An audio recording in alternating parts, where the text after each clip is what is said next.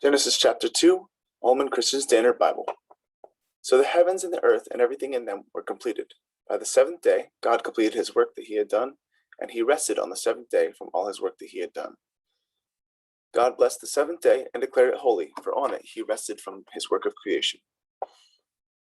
These are the records of the heavens and the earth concerning their creation at the time that the Lord God made the earth and the heavens. No shrub of the field had yet grown on the land, and no plant of the field had yet sprouted, for the Lord God had not made it rain on the land, and there was no man to work the ground. But water would come out of the ground and water the entire surface of the land. Then the Lord God formed the man out of the dust from the ground, and breathed the breath of life into his nostrils, and the man became a living being. The Lord God planted a garden in Eden in the east, and there he placed the man he had formed. The Lord God caused to grow out of the ground every tree pleasing in appearance and good for food, including the tree of life in the middle of the garden, and as well as the tree of the knowledge of good and evil. A river went out of Eden to water the garden. From there it divided and became a source of 4 rivers. The name of the first is Pishon, which flows through the entire land of Havilah, where there is gold. Gold from that land is pure. Bdellium and onyx are also there. The name of the second river is Gihon, which flows through the entire land of Cush.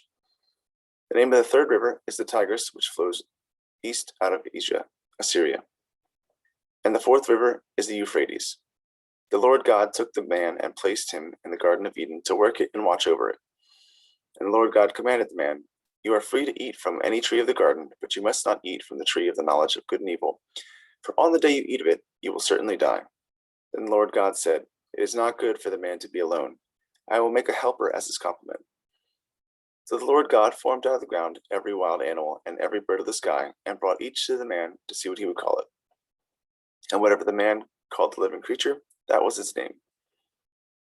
That man gave names to all the livestock, to the birds of the sky, and to every wild animal. But for the man, no helper was found as his complement. So the Lord God caused a deep sleep to come over the man, and he slept. God took one of his ribs and closed the flesh at that place. Then the Lord God made the rib he had taken from the man into a woman and brought her to the man. And the man said, "This one at last is bone of my bone and flesh of my flesh. This one shall be called woman, for she was taken from man." This is why a man leaves his father and mother and bonds with his wife, and they become one flesh. Both the man and his wife were naked, yet felt no shame.